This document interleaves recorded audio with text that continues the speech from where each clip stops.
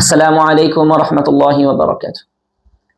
আলহামদুলিল্লাহ আলহামদুলিল্লাহি ওয়া কাফা ওয়া সালামুন আলা ইবাদিহিল্লাযিনা ইসতাফা, আম্মা বা'দ। সম্মানিত উপস্থিতি এবং আমার প্রিয় সাবস্ক্রাইবার বৃন্দ, আশা করি আপনারা সবাই অনেক ভালো আছেন। আপনাদের দোয়ায় আমিও অনেক ভালো আছি।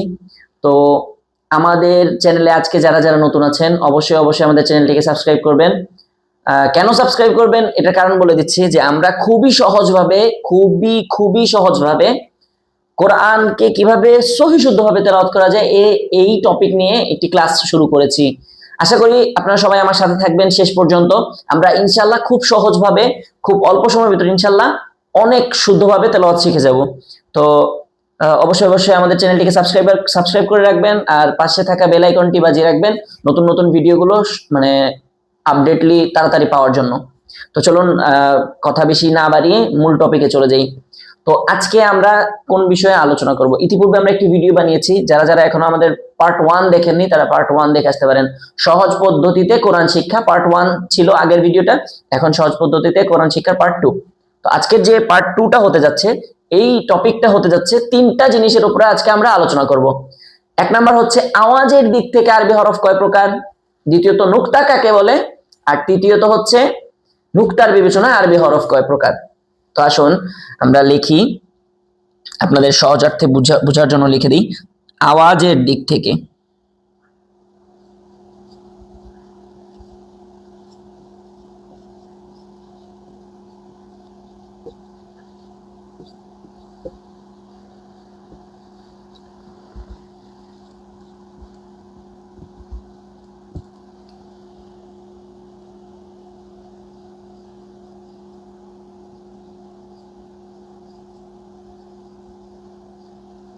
এটা হচ্ছে আজকে আমাদের 1 নং টপিক।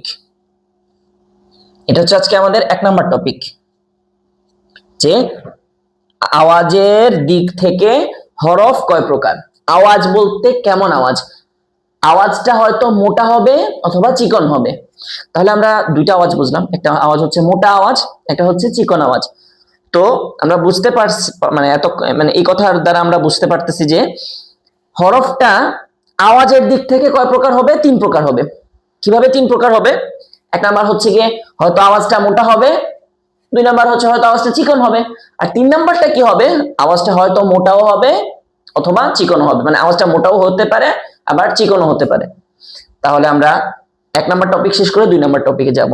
তো আজকে 1 নাম্বার টপিকটার ভিতরে হচ্ছে, তাহলে আমরা আমাদের প্রশ্নটা কি ছিল? এটা প্রশ্ন কি ছিল? যে আওয়াজের দিক থেকে হরফ কত প্রকার? আওয়াজের দিক থেকে আরবি হরফ তো 29টা। এই 29টা হরফ আওয়াজের দিক থেকে কয় প্রকার? 3 প্রকার। তাহলে আওয়াজের দিক থেকে হরফ কয় প্রকার? 3 প্রকার।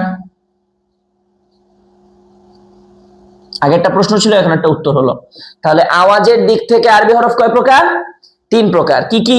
1 নম্বর হচ্ছে মোটা হরফ, মোটা হরফ। 2 নাম্বার হচ্ছে মাঝামাঝি হরফ।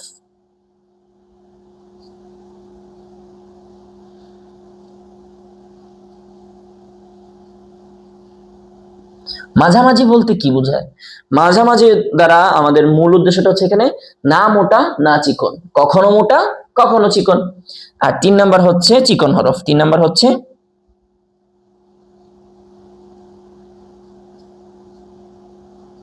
চিকন হরফ। তাহলে আমরা আশা করি বুঝেছি।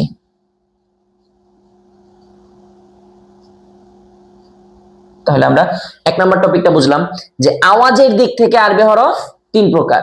কি কি? মোটা হরফ, মাঝামাঝি হরফ, মানে না মোটা না চিকন, কখনো মোটা হবে কখনো চিকন হবে। আর 3 নাম্বার পেয়েছে হচ্ছে চিকন হরফ। তাহলে মোটা হরফ কয়টি এটা আমাদের আগে জানতে হবে। মোটা হরফ হচ্ছে টোটাল 7টি। মোটা হরফ 7টি। মোটা হরফ কয়টি? 7টি। কি কি? সদ, বদ, ত, জ, কফ, গইন, খ। টোটাল কয়টা পাইলাম? সদ বদ ত জ কফ গইন খ। এখানে 4টা, নিচের লাইনে 3টা। তাহলে আমরা কিভাবে বলবো, সহজভাবে কিভাবে আমরা মুখস্থ করব? দেখেন, সদ বদ ত জ, সদ বদ ত জ কফ গইন খ, সদ বদ ত জ, সদ বদ ত জ কফ গইন খ। আমার সাথে সাথে আপনারা বলার চেষ্টা করুন। সদ বদ ত জ কফ গইন খ। তাহলে এই যে 7টি অক্ষর আমরা পাচ্ছি, আমরা রেড কালি দিয়ে মার্ক করে দেখাচ্ছি আপনাদেরকে। এই যে আমরা 7টা অক্ষর পাইছি, এই 7টা অক্ষর কি হবে? এই 7টা অক্ষর সর্বাবস্থায় মোটা হবে। যদি এটার উপরে জবর প্রদান করা হয় তাহলেও মোটা হবে, জের প্রদান করা হয় তাহলেও মোটা হবে, পেশ প্রদান করা হয় তাহলেও মোটা হবে। মানে এই যে 7টি অক্ষর আছে, এই 7টি অক্ষর সর্বাবস্থায় কি হবে? মোটা করে পড়তে হবে। যেমন সদ জবর স, সদ জের সি, সদ পেশ সু, সুহুফ, সুহুফা, এরকম। তো আমরা 7টি অক্ষর জেনেছি। তাহলে আমাদের প্রথম যে জিনিসটা ছিল, যে 1 নাম্বার যে জিনিসটা ছিল যে মোটা হরফ, আমরা মোটা হরফ অলরেডি জেনে ফেলেছি। তো আমাদের মোটা হরফ জানা শেষ যদি হয়ে থাকে, এবার আমরা যাব হচ্ছে আমাদের 2 নাম্বার টপিকে। 2 নাম্বার মানে 2 নাম্বার টপিকে না, 2 নাম্বার প্রকারে। 2 নাম্বার প্রকার হচ্ছে কি? মাঝামাঝি। বলতে এখানে যে অক্ষর আছে, এখানে মাঝামাঝি অক্ষর কয়টি? মাঝামাঝি হরফ মানে না মোটা না চিকন, কখনো কখনো মোটা করে পড়তে হবে, কখনো কখনো চিকন করে পড়তে হবে। এমন হরফ হচ্ছে 2টি। এমন হরফ কয়টি? মাত্র 2টি। কি কি? র আর লাম। র, লাম।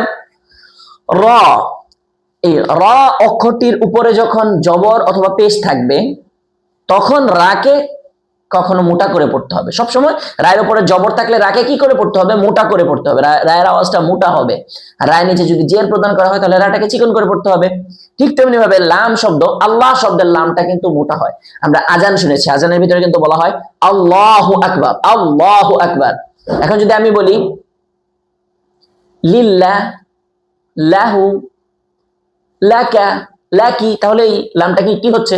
চিকন হচ্ছে। তাহলে আমরা এতটুকু তো বুঝতে পারলাম যে র, লাম মোটাও হতে পারে আবার চিকনও হতে পারে। তাহলে এই দুইটা হচ্ছে মাঝামাঝি, মোটাও হয় চিকনও হয়। তাহলে আমরা পাইলাম 7 আর 2, 7 আর 2 9, আর বাদ বাকি রইল 20। তাহলে আমরা বুঝলাম যে চিকন অক্ষর কয়টি? চিকন অক্ষর হচ্ছে বাদ বাকি 20টি। তাহলে আমরা 7টি পাইলাম কি কি? সদ বদ ত জ কফ গইন খ। এরপরে 2টি পেলাম কি কি? র, লাম। আর এই যে টোটাল 9টা অক্ষর হইল, এই 9টা অক্ষর ছাড়া বাদ বাকি 20টি অক্ষর কি হরফ? চিকন হরফ। আশা করেছি মানে আজকে যে প্রথম যে টপিকটা ছিল, এই টপিকটা আপনারা আশা করি বুঝেছেন। তারপরে যদি আপনাদের কোনো ডাউট থাকে আপনারা অবশ্যই কমেন্ট করে জানাবেন যে আমরা এই জায়গাগুলো বুঝতে পারিনি, আরো ভালো করে বুঝালে বেটার হবে। ইনশাআল্লাহ আমি চেষ্টা করব নেক্সট ভিডিওতে আরো ভালো করে আপনাদেরকে এই জিনিসগুলো বুঝিয়ে দেওয়ার, অথবা আমরা ব্রেকে আরো নতুন একটা ভিডিও বানিয়ে দিব যেন আপনারা সহজে এটা বুঝতে পারেন, যদি মানে জিনিসটা না বুঝে থাকেন। আর বুঝে থাকলে তো আলহামদুলিল্লাহ। তো আমাদের প্রথম টপিকটা শেষ। এবার আমরা যে দ্বিতীয় টপিকের কথা বলেছিলাম যে মা মা'না নুকতা, নুকতা শব্দের অর্থ কি, বা নুকতা জিনিসটা আসলে কি? আমরা বলবো নুকতা, নুকতা, নুকতা, নুকতা জিনিসটা আসলে কি? তাহলে নুকতা, আমাদের 2 নাম্বার টপিক হচ্ছে নুকতা কাকে বলে। নুকতা কাকে বলে? নুকতা কাকে বলে? এর উত্তরে আমরা বলবো, আচ্ছা নুকতা কাকে বলে এটা বলার আগে আমাদের জানতে হবে নুকতা শব্দটার অর্থ কি। এই নুকতা শব্দটার অর্থ কি? আমরা বাংলায় বলি বিন্দু, ফোঁটা, ইংলিশে বলি ডট, আরবিতে বলে নুকতা।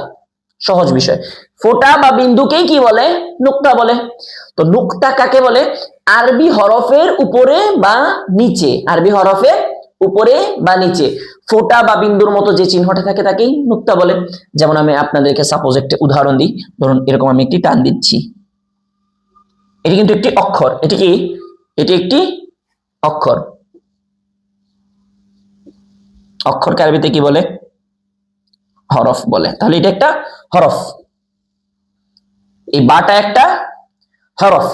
এখন এই বায়ের দুইটা জায়গা আছে, একটা হচ্ছে উপরের অংশ, একটা হচ্ছে নিচের অংশ। এটা হচ্ছে উপর, উপর, আর এটা হচ্ছে নিচে, সরি, আর এটা হচ্ছে নিচে। উপরে অথবা নিচে, আরবি হরফ, এটা হচ্ছে আরবি হরফ, এই যে এই জিনিসটা হচ্ছে আরবি হরফ। এই আরবি হরফের উপরে অথবা নিচে ফোঁটা বা বিন্দুর মতো যে চিহ্নগুলো থাকে এগুলোকে কি বলে? নুক্তা বলে। তাহলে আমরা নুক্তার পরিচয়টা পাইলাম, যে এখন যদি আমাদেরকে জিজ্ঞাসা করা হয় নুক্তা কাকে বলে, তখন আমরা নির্দ্বিধায় বলতে পারবো ইনশাল্লাহ যে আরবি হরফের উপরে বা নিচে ফোঁটা বা বিন্দুর মতো যে চিহ্ন থাকে তাকে কি বলে? নুক্তা বলে। তাহলে আমাদের 2 নাম্বার যে মানে টপিকটা ছিল এই টপিকটা সলভ হয়ে গিয়েছে। এখন আমরা জানি নুক্তা শব্দের অর্থ হচ্ছে ফোঁটা বা বিন্দু। নুক্তা কাকে বলে? আরবি হরফের উপরে বা নিচে ফোঁটা বা বিন্দুর মতো যে চিহ্নটা থাকে তাকেই নুক্তা বলে। তাহলে আজকের মতো আমাদের 2 নাম্বার টপিকটা শেষ। 3 নাম্বার টপিক হচ্ছে সব থেকে বেশি ইম্পর্টেন্ট। মানে এই 3 নাম্বার টপিকের কারণে আমরা ম্যাক্সিমাম সময় ভুল করি। যেমন আমরা বা আর নুন দুইটা কিন্তু এক নুক্তা বিশিষ্ট। তো যখন বা আর নুন একত্রে লেখা হয় আমরা কনফিউজড হয়ে যাই যে কোনটা বা আর কোনটা নুন। তা আর ইয়া দুইটা 2 নুক্তা বিশিষ্ট। তা আর ইয়া যখন পাশাপাশি হয় আমরা একটু কি হয়ে যাই? নার্ভাস হয়ে যাই অথবা কনফিউজড হয়ে যাই যে কোনটা তা আর কোনটা ইয়া। আমাদের বুঝতে কি হয়? এটা আসলে সবার ক্ষেত্রে হয় না, তবে আসলে অধিকাংশ মানুষের ক্ষেত্রে এই ভুলটা হয়ে থাকে। তো আশা করি আজকের এই ক্লাসে পরে ইনশাল্লাহ এই ভুলগুলো থেকে আপনারা বেঁচে থাকতে পারবেন ইনশাআল্লাহ। তো নুক্তার বিবেচনায় আরবি হরফ কয় প্রকার? আমাদের 3 নাম্বার টপিক, নুক্তার বিবেচনায়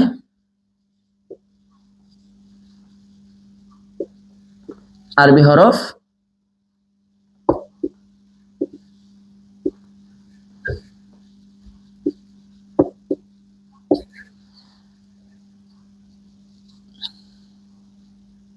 চার প্রকার। কয় প্রকার? তাহলে নুক্তার বিবেচনায় আরবি হরফ কয় প্রকার জানলাম আমরা? 4 প্রকার। আসুন 1 নাম্বার প্রকার, নুক্তা ছাড়া হরফ, নুক্তাবিহীন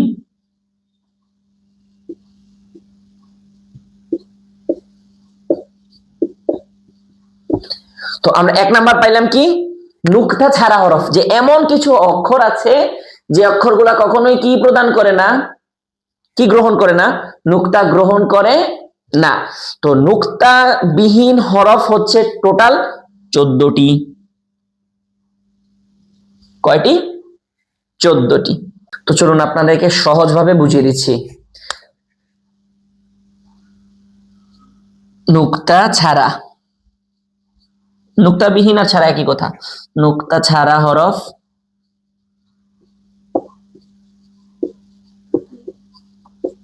14টি।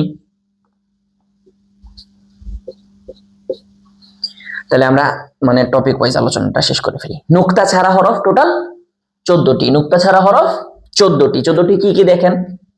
আলিফ নুক্তা নেই, হ্যাঁ কোন প্রকার কোনো নুক্তা নেই, দাল নুক্তা নেই, র নুক্তা নেই, সিন নুক্তা নেই, সদেও নুক্তা নেই, তয়ের ভিতরেও কি নেই? নুক্তা নেই। আইনের ভিতরেও নুক্তা নেই। গাইনের ভিতরে আবার আছে, কাফের ভিতরে নেই, লামেও নেই, মিমেও নেই, ওয়াওয়েও নেই, হাতেও নেই, হামজাতেও নেই। তো এখন দেখেন তো টোটাল কয়টা হয়েছে? 1 2 3 4 5 6 7 8 9 10 11 12 13 14। তাহলে আমরা নুক্তা ছাড়া হরফ কয়টা পাইলাম? 14টা। মনে হয় না এরকম ভাবে আপনাকে কেউ নুক্তাটাকে ডিভাইড করে দিবে। এই নুক্তার কারণে কিন্তু আমাদের ম্যাক্সিমাম মানুষের ভুল হয় পড়ার ক্ষেত্রে। কিভাবে ভুল হয় আমি আপনাদেরকে আরো ভালোভাবে বুঝাই দিব ইনশাল্লাহ। দেখেন, বা নুন দুইটা কিন্তু এক নুক্তা বিশিষ্ট। যখন বা আর নুন পাশাপাশি লেখা হয় তখন কি হয়? মানে আমরা একটা মানে আমাদের একটা ডাউট চলে আসে যে এটা বা নাকি নুন। মানে বুঝতে পারি না, মানে আমরা জানি কোনটাকে বা বলতে হয় কোনটাকে নুন বলতে হয়, আমরা অনেকেই জানি। আবার আমাদের অনেক ভাই বোনরা কি করি যে এই এই একটা কি মানে একটা হীনমন্যতায় পড়ে যাই, এটা বা নাকি নুন কি বলবো, এটা বলতে গিয়ে আমার একটু লেট হয়, দেখা যায় আমি পড়ার সময় কি করি আমার একটু আমি আটকে আটকে যাই, এরকম আমার কষ্ট হয় পড়তে। ইনশাল্লাহ এই কষ্টটা মানে দূর হয়ে যাবে। তো আমরা বুঝলাম যে নুক্তা ছাড়া আরবি হরফ 14টি। কি কি? আলিফ, হা, দাল, র, সিন, সাদ, ত, আইন, কাফ, লাম, মিম, ওয়াও, হ্যাঁ আর হামজা। তাহলে এটা গেল আমাদের 1 নাম্বার প্রকার। তো নুক্তা ছাড়া আমরা বলেছিলাম যে নুক্তার বিবেচনা আরবি হরফ কয় প্রকার? 4 প্রকার। 1 নাম্বার ছিল নুক্তা ছাড়া হরফ। তো আমরা পাইলাম নুক্তা ছাড়া হরফ টোটাল 14টি। 14টি পেয়ে গেছি, এখন আমরা এটা মুছে ফেললাম, 14টা মুছে ফেললাম। এখন আসুন পরবর্তীতে হচ্ছে নুক্তা ছাড়া বলেছিলাম, এখন হবে 2 নাম্বারটা হবে এক নুক্তা বিশিষ্ট অক্ষর। 2 নাম্বার হবে এক নুক্তা বিশিষ্ট অক্ষর।